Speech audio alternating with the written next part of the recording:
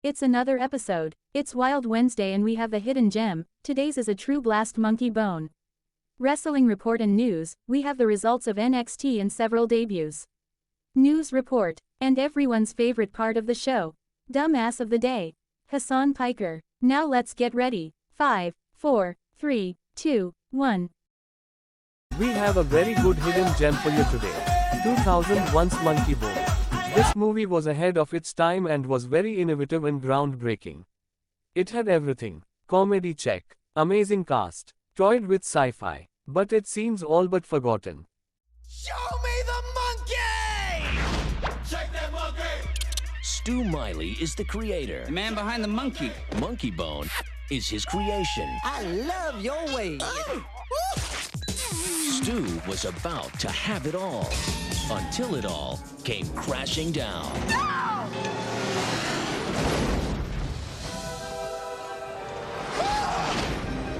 From the director of The Nightmare Before Christmas. Hello? Am I dead?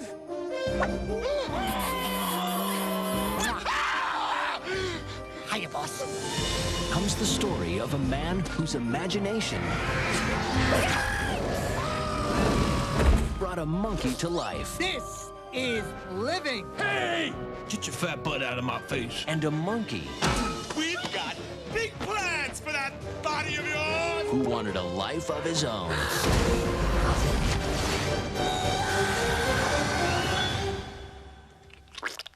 Stu? Whoa, baby! This spring, if it screams, if it swings, Ooga, ooga, da, da, da, da, da. it's got to be Drinks for everybody. Monkey Bone. 20th Century Fox presents Brendan Fraser, Bridget Fonda, The woman I love is living with a little monkey that looks like me. Dive, dive, dive! Ow! What a lucky girl. Monkey Bone. We have a great hidden gem that fits the definition to the T. Monkey Bone 2001 is a dark fantasy comedy film directed by Henry Selick, starring Brendan Fraser as cartoonist Stu Miley, who falls into a coma after a car crash and finds himself in a bizarre underworld called Downtown, a purgatory-like realm where his mischievous alter ego, Monkey Bone, voiced by John Turturro, takes over his body and wreaks havoc in the real world. Stu must navigate the surreal landscape, populated by mythical creatures and figures from nightmares, to stop Monkey Bone and prevent his sister from pulling the plug on his life support. The film is known for its unique visual style, blending live action with stop-motion animation, and features a cast including Bridget Fonda, Whoopi Goldberg as Death, and Chris Cutton. Key aspects of the film. Plot. A cartoonist's creation escapes into the real world after the cartoonist falls into a coma, leading to chaos that the cartoonist must resolve from within the dream world. It's not great, but it has a charm about it where the vision was there, maybe the execution was limited. Brendan Fraser is a truly underrated comedian actor, and who would have thought he is a future Oscar-nominated actor. Genre. Dark fantasy, comedy, surrealism. Director. Henry Selick, known for The Nightmare Before Christmas and James and the Giant Peach. Main cast, Brendan Fraser, Bridget Fonda, John Turturro, voice, Whoopi Goldberg, Chris Cutton. Visuals. A mix of live action and stop-motion animation, creating a surreal and often grotesque world. Source material. Based on Kaya Blackley's graphic novel. Themes. The conflict between creativity and commercialism, repressed desires, and the nature of reality and imagination. So, if you need a movie to enjoy a great evening of humor and visual innovative. Now to the news that matters. 5, 4, 3, 2, 1. Excitement is in the air where NXT has turned a page and a new beginning is set to start. 1. Saquon Sugars vs Miles Bourne, C. North American Championship. Dion Lennox provides a distraction, but Sugars stops him from weaponizing a steel chair. The champion capitalizes with Bourne again, and Dark State's dissension continues. Vic Joseph says, there was a lot of zigging, when there should have been some zagging, after Bourne wins with his adopted zigzag finisher. Winner, Miles Bourne. Then out of the crowd, Tristan or Mr. England makes himself present and is seeking the North American Championship. As that happens, Cam Hendricks, Evolve, attacks Miles Bourne. NXT champion Tony D'Angelo enters the ring, addressing New Blood and last week's War box gifted to him, a warning. The lights dim, and a cloaked newcomer arrives, the recently signed Evil. Vic Joseph simply says, "The rumors, they're true," that is the former IWGP Heavyweight Champion. He gives D'Angelo a shirt marked with War before exiting the ring. Tavian Heights jumps the ring with a belly-to-belly suplex to the champion, telling the camera, "I deserve it all," as another man enters the picture. "Is that a fan?" Joseph asks, as the heavier-set stranger connects with a top rope moonsault. Will Kuz Noah. 2. Birthright vs. Ek Prosper and Dorian Van Dux. Birthright attacked Dorian Van Dux prior, leaving Ek Prosper alone. Sean Legacy returns from injury. Turns to Legacy and Prosper vs. Birthright. Prosper makes a lightning comeback with a springboard moonsault. The teams trade strikes, and Connors hits a swanton for a 2 count. Legacy regroups with a Spanish fly. Prosper hits Stacks with a running knee and follows with a moonsault. His partners tags in with a corkscrew driver in a statement, returning victory. Winners, Ek Prosper and Sean Legacy. Birthright attack, Tate Wilder makes the save. 3. Lizzie Rain vs. Nikita Lyons. Lizzie Rain and Heavy Metal will never, ever die, the English newcomer says over her entrance, greeted by a standing ovation of Heavy Metal hands. In a pre-tape, Lyons says she's stopping newcomers like Rain from jumping the line. Lyons, on the NXT roster for years, just premiered on WWE LFG Season 3. She takes control with a spinning heel kick, and Rain comes back with chops to the chance of Make It Rain. She hits a running headbutt, she's a headbanger, Vic, Booker T says, and finishes with the thunderstruck knee for victory. Winner, Lizzie Rain. 4. Kalani Jordan vs. Ren Sinclair. The Ren QCC leader ties Jordan up, and the latter comes back with heatless offense. Orlando directs dueling, "You can't wrestle," and, yes, she can chance to one of them, or both.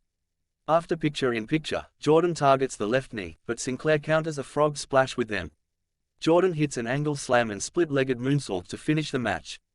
Winner, Kalani Jordan. 5. Shiloh Hill vs. Ricky Saints. Although not listed in Robert Stone's opening segment, Ricky Saints is indeed heading to Friday Night SmackDown this week. They brawl to the floor, Hill crawls under the ring, and Saints pull out a life-size decoy.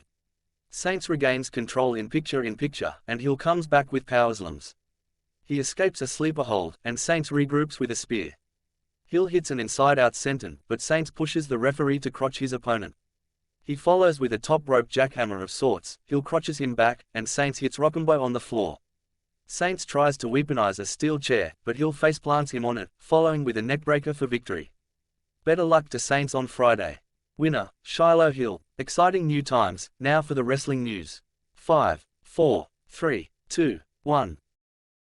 As mentioned, NXT had several debuts that will change the landscape of NXT for the near future.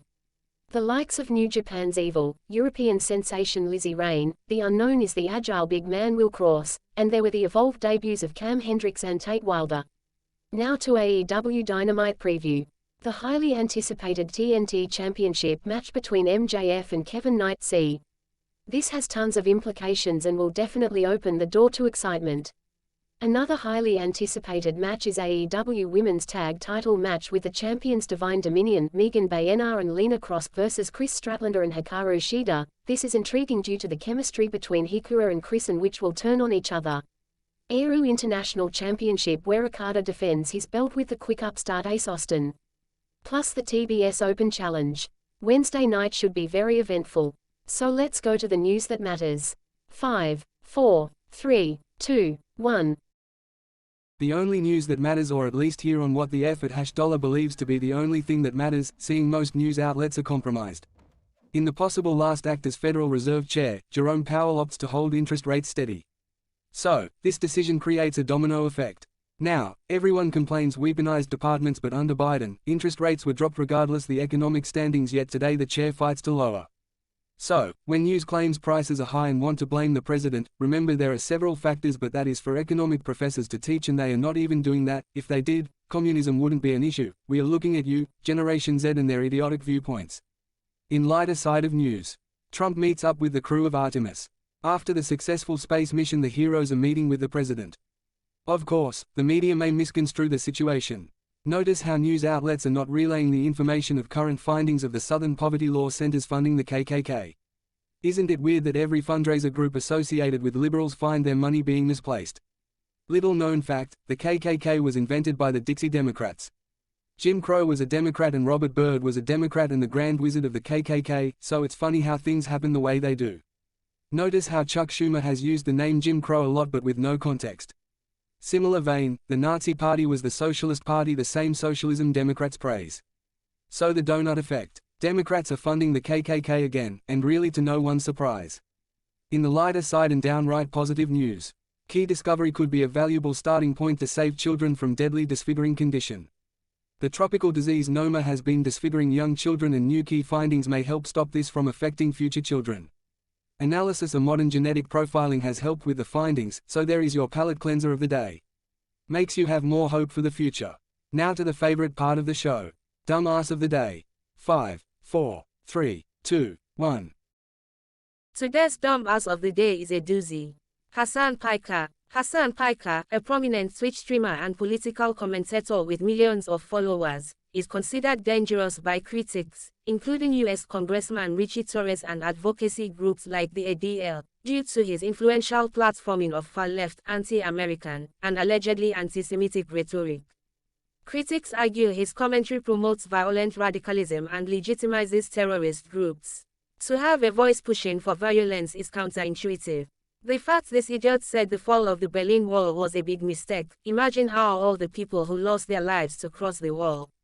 Arguments regarding why Hasan Piker is considered dangerous include allegations of antisemitism and anti-Zionism. Piker has been described as a poster child for the post-October 7 outbreak of antisemitism in America.